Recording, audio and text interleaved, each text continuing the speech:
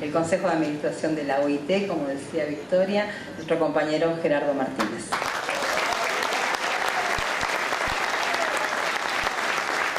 Muchas gracias, compañera Marita, compañeras, compañeros.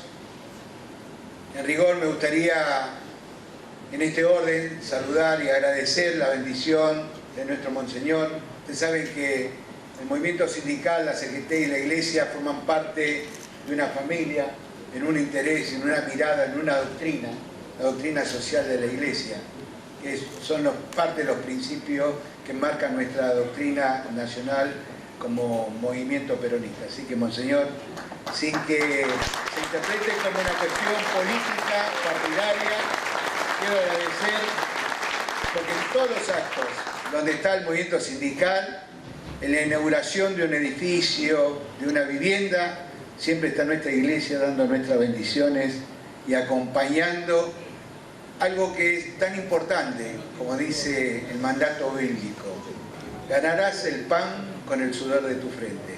Y eso es lo que nosotros pretendemos para toda nuestra sociedad asalariada, la que hoy tiene la posibilidad de tener trabajo, como aquellos que están buscando trabajo y aún no lo pueden encontrar. Por eso necesitamos ese trabajo vincular, como para atender y comprender de qué manera contenemos esta necesidad que se da en nuestra Argentina, pero justamente estamos, y está este movimiento sindical vivo, que es una fuerza viva, y está representado en este acto, con lo que representa nada más y nada menos la gloriosa regional de CGT, La Matanza, conducida por dos compañeros.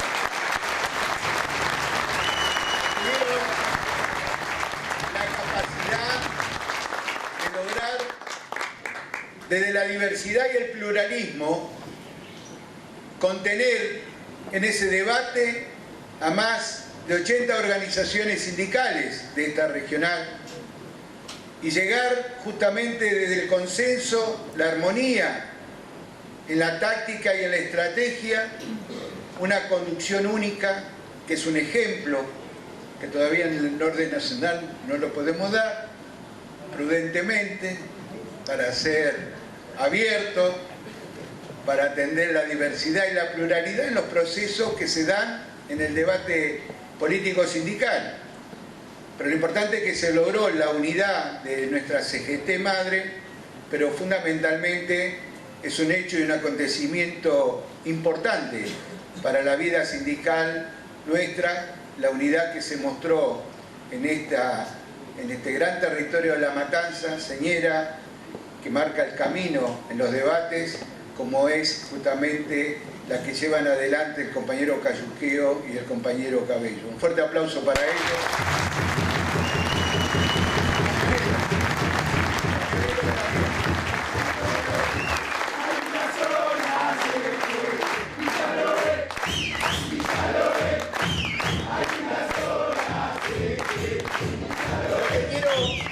Lo que quiero remarcar, fundamentalmente atendiendo, y después voy a hablar de nuestra compañera y querida Victoria, ¿no?, que más allá de diputada es una compañera que está al lado nuestro en todo momento, pero justamente ella habló hoy de la ley Evita, y era una cuestión que nosotros también dentro de la orgánica de la CGT veníamos un poquito atrasados.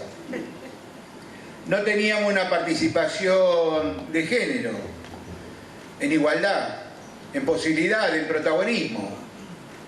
Y cada una de las organizaciones sindicales fue incorporando en la militancia y en los cuerpos deliberativos y ejecutivos compañeras militantes como no sé por qué razón no existía anteriormente.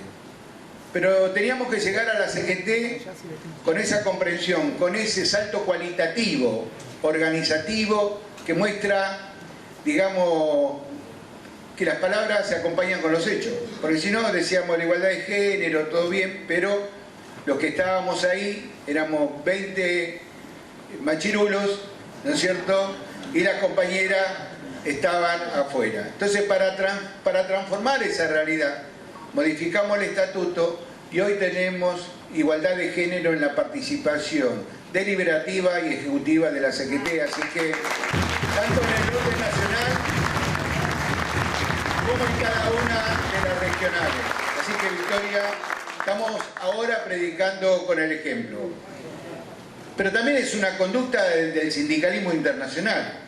Por ejemplo, ahora vamos a tener un congreso de la Confederación Sindical Internacional y cuando viajamos a representar a nuestra CGT nos piden una delegación con igualdad de género y así en todos lados. En la OIT pasa lo mismo. O sea, lo que no entiendo cuando todo el mundo habla de igualdad de género, ¿no? Y lo digo porque forma parte de un contexto muy real, hay dos ejemplos que quiero dar. Y lo digo porque uno lo debatí en la OIT, en el Consejo de Administración de la OIT. Digo, estamos discutiendo el tema de igualdad de género, igualdad de oportunidades. Ahora digo, ¿cómo hace una mamá o recién mamá que tiene un bebé de 5 meses, que es representativa, que tiene una responsabilidad ejecutiva en nombre de una central sindical, si quiere viajar, que quiere participar o tiene que participar en la conferencia de la OIT? ¿Dónde están las salas maternas, o no sé cómo llamarle, con los asistentes para que mientras están deliberando esa compañera pueda atender a su bebé? O sea, digo, y esto pasa también en Naciones Unidas. Uno va a Ginebra, donde está una de las sedes, y en la otra en Nueva York, no están todavía las salas para que aquella presidenta o representante, embajadora, que representa a un país en la conferencia de Naciones Unidas, pueda ir, digamos, con su bebé y que lo atiendan y que lo estén cuidando y demás. Ese es un ejemplo. Segundo ejemplo, ¿por qué? Y nadie lo habla, o poco se habla, no sé, US Open, algo así se llama, de tenis, US Open de Nueva York, ¿no? O el Roland Garros de Francia, ese lo conozco un poco más, porque es más fácil de decir, ¿no? Pero lo que digo, o el Wimbledon, eso que está mal, ¿no? Digo, ¿cómo puede ser, en términos concretos, y estamos en una sociedad capitalista, haya tanta diferencia entre los premios del certamen de varones con respecto al certamen de mujeres? ¿Y eso quién lo maneja? Las compañías auspiciantes. O sea, el sistema comerciario que gira alrededor. Bueno, no me quiero meter más en quilombo, pero lo digo como ejemplo, porque si no estamos siempre, como decía aquí el monseñor, en la zaraza, ¿no? Pero en el debate internacional, o el chamullo, no, digamos, en el debate internacional hay un montón de cosas que todavía la realidad, ¿no es cierto?, no es acompañada por lo que se dice. Pero bueno, estamos en Argentina, tenemos la oportunidad de tener este debate a partir de una iniciativa que se dio en el concierto de Naciones Unidas, hace más o menos 6 años que se puso en vigencia la promoción de este debate de la Agenda 2030, y quizás, como decía Victoria, y ahí a donde voy, es muy importante la política, y es muy importante la actitud y la voluntad y la decisión que tiene a quien, en nombre del gobierno que conduce la Argentina en este caso, haya tenido un estado de conciencia y de protagonismo para darnos la oportunidad a las trabajadoras, a los trabajadores, a la sociedad civil, de encontrarnos en un ámbito donde la compañera Victoria Tolosa Paz nos convocó, nos contuvo y nos dio la oportunidad de constituir el Grupo Pampa. Cosa que no se dio en ninguna de las otras naciones de nuestra región.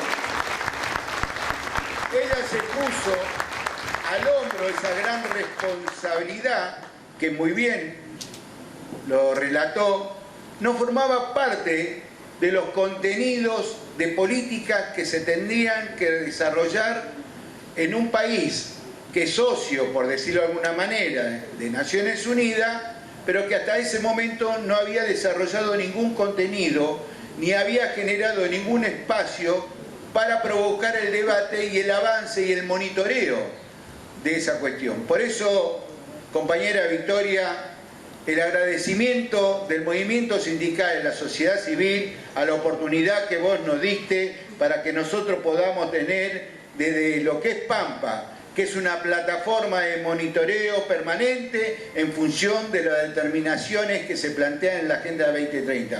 Pero lo pudimos hacer a partir de tu protagonismo. Así que esto es lo que vale.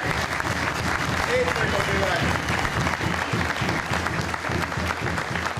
Ya todos lo conocemos, la historia, la trayectoria, la militancia, la fortaleza y el protagonismo que tiene Victoria. No vamos a hablar aquí de todo eso porque lo vemos a diario, semana tras semana, y me parece que no solamente tenés una responsabilidad como política, sino tenés una responsabilidad en la igualdad de género, de mostrar cómo en serio se pone en práctica en el debate la oportunidad de escuchar en la misma intensidad la voz, digamos, de unos y de otros. Y creo que esto es algo que todas las compañeras, sean de la política, sean de una ONG, de una sociedad de fomento, del movimiento sindical, reconocen la talla de esa fortaleza tuya, más allá que puedan o no coincidir con lo que estés diciendo. Porque creo que esto es lo importante. Lo importante es no solamente hablar de las condiciones que hacen a las banderías de nuestra identidad. Yo creo que el salto cualitativo que nos proponemos dentro del movimiento sindical, y creo que la mayoría de los argentinos estamos en esa senda, es ver cómo podemos provocar un salto cualitativo en el entendimiento del papel protagónico que juega nuestro pueblo, atendiendo que somos la demanda y que más allá de la visión político-partidaria todos sufrimos las mismas consecuencias cuando la política no nos da la respuesta que necesitamos. Indudablemente, hoy en un mundo lleno de incertidumbre, en un mundo donde después de la pandemia financiera 2008, porque todo el mundo hablamos de la pandemia sanitaria, pero hubo una pandemia financiera en el 2008, con un modelo económico neoliberal, lo que se llamó, digamos, la economía casino, lo que se llamó la burbuja financiera, el dinero virtual. Y yo les quiero, a mí me costó mucho entender eso, por eso trato de trasladarlo en esta conversación. ¿Qué significa eso? De que el sistema financiero nadie tenía control hacia dónde iba, para dónde iba y por qué se constituían tantos paraísos fiscales.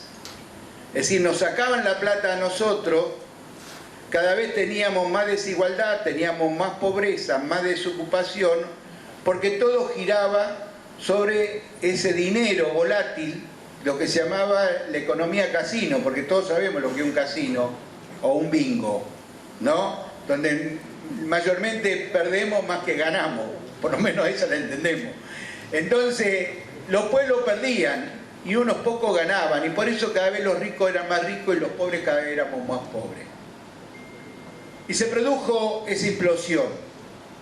Para que ustedes vean en la cédula hipotecaria, para que lo tomen nota y lo puedan googlear, hay un ejemplo, Lehman Brothers, que era una situación que se dio en Estados Unidos, y de ahí generó un efecto cascada. La cuestión que la primera reunión a la cual yo fui invitado, porque soy parte del contexto internacional dentro del G20, y a veces me toca estar en el G7 también, en nombre de las trabajadoras y los trabajadores de nuestra región, la primera decisión que se toma es que los recursos públicos tenían que salir al salvataje del sistema financiero. Una decisión, más vale que nosotros no estábamos de acuerdo, Porque nosotros en aquel momento hablamos de la economía real, no de la economía ficticia. La economía financiera nos generaba puestos de trabajo, nos generaba desarrollo productivo, no mejoraba las condiciones de vida, del hábitat y de todas las cosas que determinan en esta Agenda 2030. Porque desarrollo sustentable no solamente significa es la economía verde. Desarrollo sustentable tiene una cierta cantidad de capas que tienen que ver en principio desde lo individual a lo general. Porque si no, cualquiera de los compañeros y de las familias que están viviendo una villa de emergencia, ¿qué me venía a hablar de economía verde? Papi, si no tengo para comer, si no tengo destino. Esta es la cuestión. Por eso está una cosa del relato que se plantean, digamos, en un ejercicio de vocabulario, porque lo que discuten en Naciones Unidas son los países desarrollados, son los que manejan la agenda. Entonces ellos no tienen los problemas que tenemos nosotros. Es como lo que pasó ahora en este año en la OIT. Salud y seguridad del trabajo como convenio de derecho fundamental para las trabajadoras y los trabajadores del mundo. Y así salió, y lo logramos, y lo logramos. Así como logramos el 190, logramos, y a Argentina le tocó ser el vocero, justamente en el debate integral, digamos, de este tema, de considerar la salud y la seguridad del trabajo como un derecho humano fundamental del trabajo. Por eso quiero decirles, ¿no?, trasladándole un poco la experiencia que a uno le toca exponer, vivir, recorrer, en nombre de ustedes, porque si ustedes no me apoyaran, indudablemente no tendría ese protagonismo. Pero trato de transmitirle, en pocas palabras, algunos ejemplos notorios, importantes, porque la idea, como hablábamos hoy con Cayuqueo, con el compañero Esteban, lo importante es que el día de mañana ustedes tomen nuestra bandera. O sea, porque los sindicatos, la CGT de los trabajadores y las trabajadoras, no de los dirigentes. Nosotros somos aves de paso.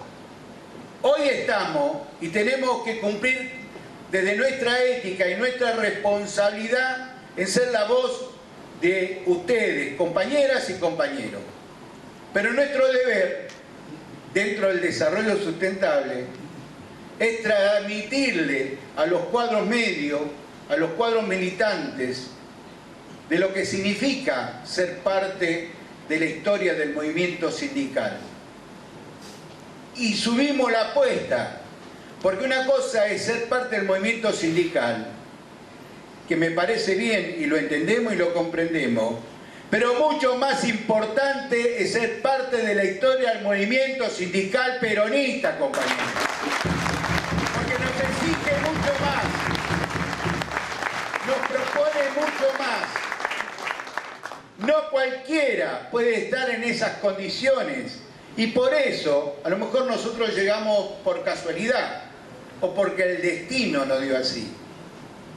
Pero nuestra gran responsabilidad es abrir nuestras organizaciones para que estén y sean como el segundo hogar de cada familia. Este lugar, estos metros cuadrados, y así de la cantidad de metros cuadrados que tienen los edificios de cada sindicato, representa la lucha y el sacrificio de las trabajadoras y los trabajadores. Porque tienen la voluntad de ser afiliados a un sindicato, nadie lo obliga. Muchos hablan de un montón de condiciones, pero para el ser afiliado es voluntario, acá no es obligatorio. Y cuando logramos una conquista, no hacemos la distinción si sos afiliado o no afiliado. Todas las trabajadoras y los trabajadores, sean afiliados o no afiliados, acceden a los derechos y a la conquista que logra esa organización sindical. Entonces, vuelvo nuevamente a la pandemia financiera, y ahí hubo una resolución del G20, insisto, en el tema de decir que los recursos públicos tenían que salvar el sistema financiero. Dijeron que después que la política iba a tomar el mando para transformar toda esa cantidad de miles y miles y miles y cientos de miles de millones de dólares o de euros al servicio de la economía real. Vuelvo de nuevo a lo que dijo Monseñor, todo eso fue Sarasa. Porque en realidad lo que maneja en el mundo es el G7. Por ahí ustedes ahora cualquiera puede levantar la mano, no, ahora es el G2, también tiene razón, ¿no? G7 son los países de Italia, Canadá, Inglaterra, Estados Unidos, Rusia, bueno, ¿no? Y el G2 se entiende, China, Estados Unidos. Bueno, esto es lo que pasa ahora, pero lo que quiero decir, que el poder mundial ha sido parte de... es decisión del G7. ¿Y por qué digo el poder mundial? ¿A qué me refiero cuando digo el poder mundial? Ustedes saben que la OIT se creó en 1919, antes de Naciones Unidas. ¿Y por qué se creó la OIT? Ustedes dirán, ¿la crearon los empresarios? No. ¿Lo crearon los trabajadores? No. ¿Quién la creó la OIT? El poder político mundial. Los grandes países en aquel momento se dieron cuenta que tenían que constituir un organismo multilateral para darle un nivel de representación a las trabajadoras y a los trabajadores, porque del otro lado de la cortina gritaban proletariados al poder. ¿Hacían así? Proletariados al poder. Entonces el mundo occidental, el poder político occidental de los grandes países dijeron, señores, ojo que acá corremos riesgo, porque del otro lado están diciendo proletariados al poder. Entonces, ¿qué hicieron? Crearon la OIT. ¿Después de cuánto? Después del segundo año de que se había provocado la revolución bolchevique. La revolución bolchevique fue en 1917 y la OIT se creó en 1919. Por eso, atendiendo, a pesar de la cantidad de años que estamos hablando, cuando el poder mundial, político mundial, está decidido a hacer algo, cuando ve en riesgo otra cosa, indudablemente actúa y busca la herramienta para contener y cuidar los intereses, digamos, del andarivel económico, comercial, etcétera, etcétera. Por eso digo que el poder económico mundial no le puso coto o no le dio un régimen de control al sistema financiero mundial. Después llegó la pandemia sanitaria, ya sabemos todo lo que pasó. Yo no soy de los que voy a hablar media hora del pandemia sanitaria, porque si hay algo que ninguno quiere escuchar más de la pandemia sanitaria. Yo no sé cómo hay políticos que siguen hablando de la pandemia sanitaria. Van a un lado, van a otro lado, hablan de la pandemia sanitaria y vos decís, hola, che, pará, ya está, pasó eso. Y lo vivimos en carne propia, bueno, que esto y lo otro. Bueno, la cuestión es que pasó la pandemia sanitaria, G20 se reúne en Qatar.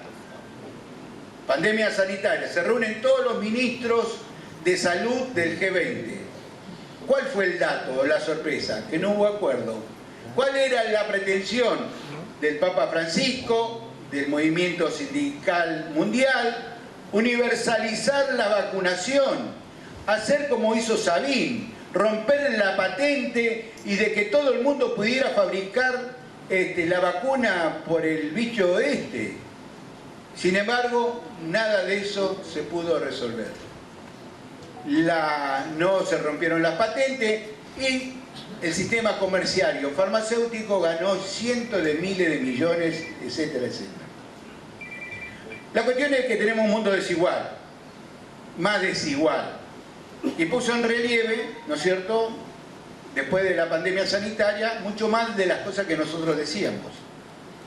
Y si dejamos de hablar del mundo y hablamos del continente, la CEPAL dijo, basta, digamos, del sistema que hay en nuestra región, vayamos a un sistema igualitario.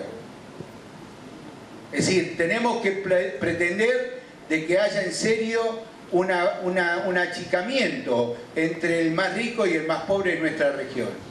Se llamó la cultura del privilegio, la CEPAL lo llamó la cultura del privilegio, y nosotros levantamos la bandera de la cultura del trabajo, del desarrollo y de la producción. Todo esto forma parte del compendio que tiende la Agenda 2030. Por lo tanto, nosotros en esta plataforma le estamos dando ingredientes. Primero porque los sindicatos, la mayoría de nosotros, asumimos una responsabilidad social.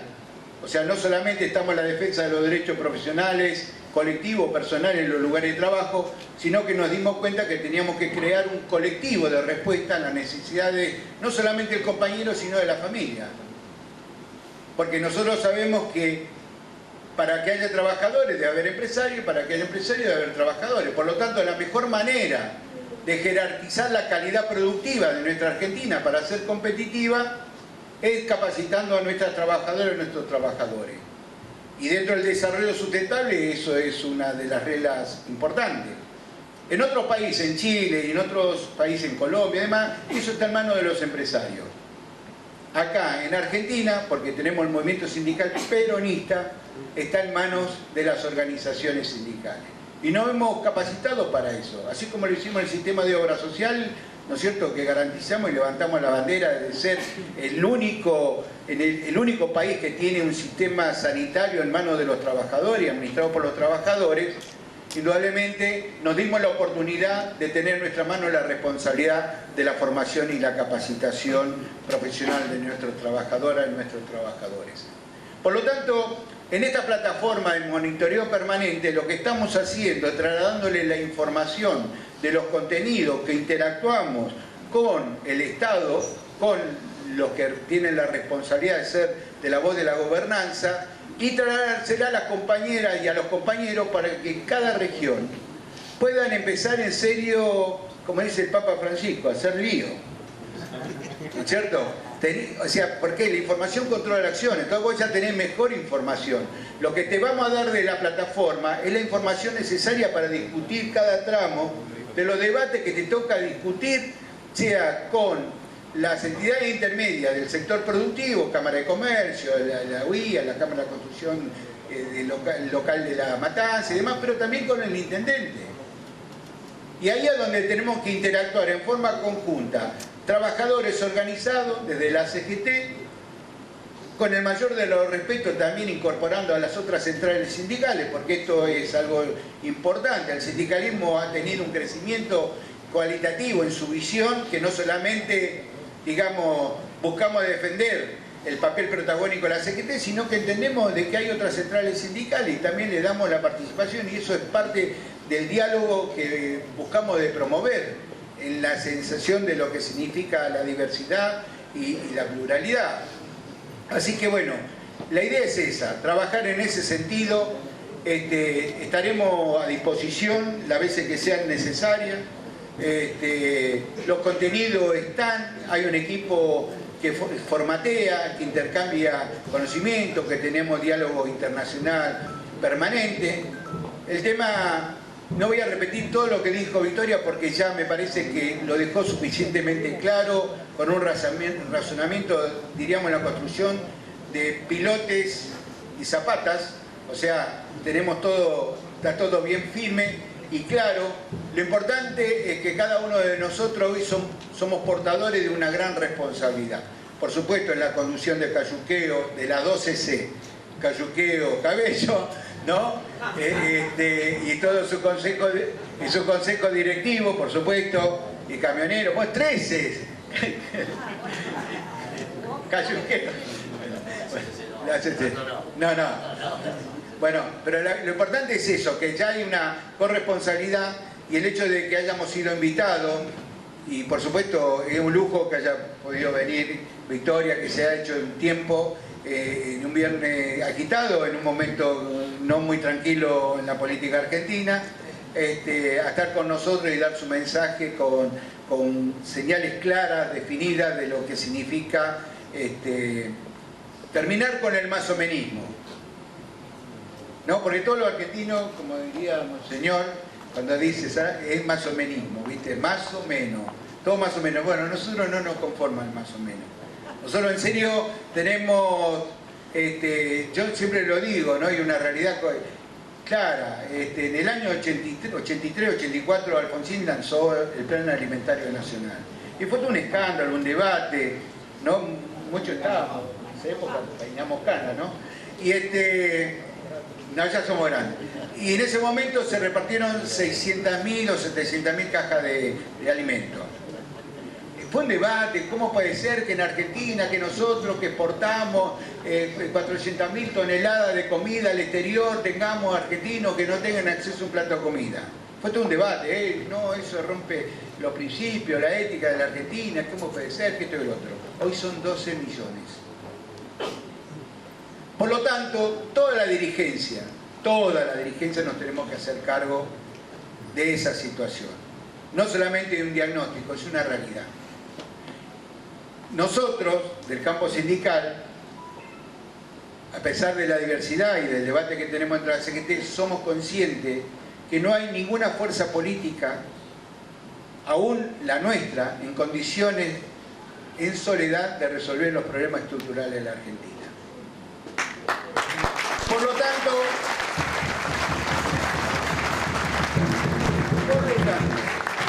para empezar, como se dice, lo primero, necesitamos que la política nos marque un horizonte, nos dé la luz de esperanza a lo que representamos la demanda. Hoy la política está en deuda con nosotros.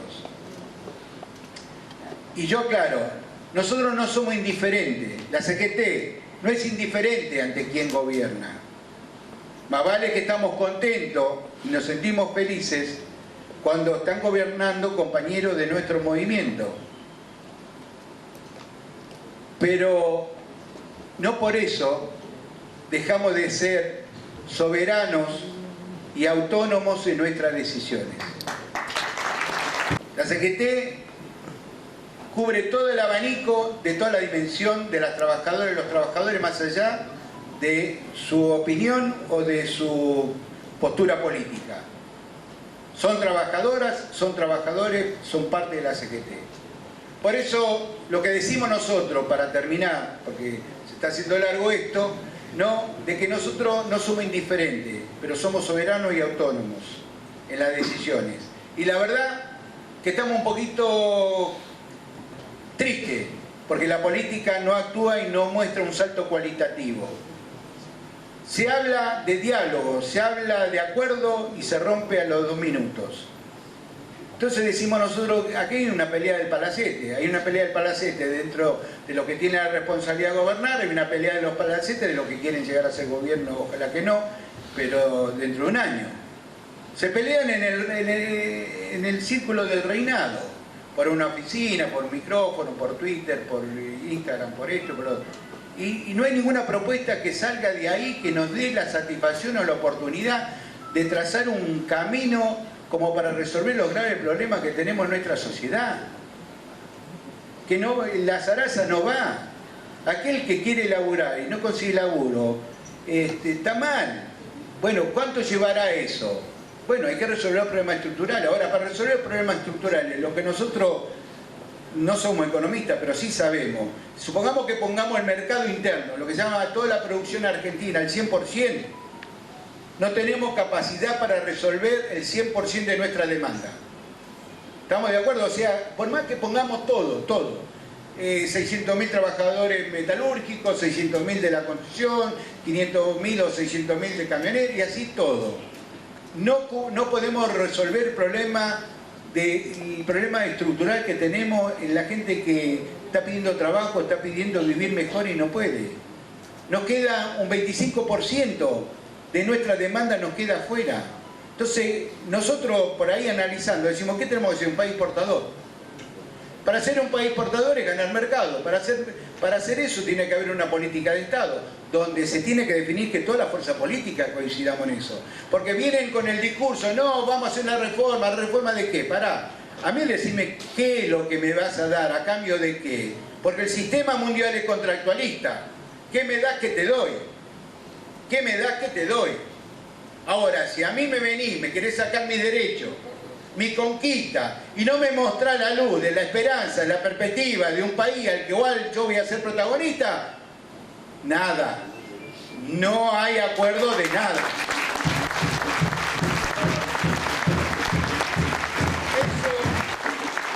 Eso me parece a mí que es tan simple. No, que me da, que te doy, si no me da, no te doy nada, es así de simple. Y si me dicen, no, yo te prometo, no, acá no, porque hubo muchos que dijeron, hasta hubo ministros que dijo, le hablé con el corazón y me contestaron con el bolsillo, ¿se acuerdan? ¿No? Era un diputado, creo, Pugliese se llamaba, ¿no? Senador, algo así. Bueno, la cuestión es que, compañeros, compañeras, me parece muy interesante y quiero felicitar a la regional de tomar esta iniciativa, porque el primer encuentro que se hace en el Gran Buenos Aires, tienen un equipo de compañeras y compañeros que integran la conducción de la CGT, que están inquietos, que quieren generar, quieren provocar, quieren ser parte del poder. Y yo les quiero decir algo, para terminar.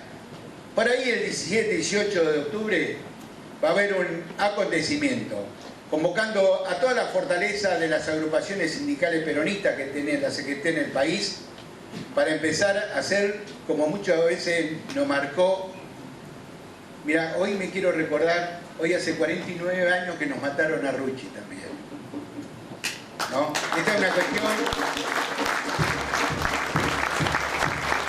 para aquellos que Rucci nos marca el camino, ¿no? Un destino sobre lo que significó la lucha para el regreso de Perón, tiene un significado muy importante. Y nos mataron a Rucci, como dijo Perón, me mataron a Rucci, nosotros seguimos diciendo lo mismo. Pero lo que quiero decir es que nosotros tenemos que buscar de lograr un protagonismo. En el año 83, el gobierno de aquel momento pretendió romper con el modelo sindical. Y había 33 diputados, el sindicalismo tenía 33 diputados y no lo pudieron lograr. Hoy no tenemos diputados. La CGT no tiene diputados. Hay compañeros que son del movimiento sindical que fueron determinados por el dedo de alguien diciendo, bueno, vos, bancario, vas a ser diputado, el otro va a ser diputado, pero la CGT no tuvo oportunidad, ni en el 19 ni en el 21. Pero compañera y compañero, el 23 vamos a estar en el movimiento sindical peronista peleando concejales, diputados provinciales, senadores provinciales, intendentes, gobernadores, diputados nacionales y senadores nacionales. Vamos a poner de pie nuevamente la fortaleza política que tiene el movimiento sindical peronista. Muchas gracias.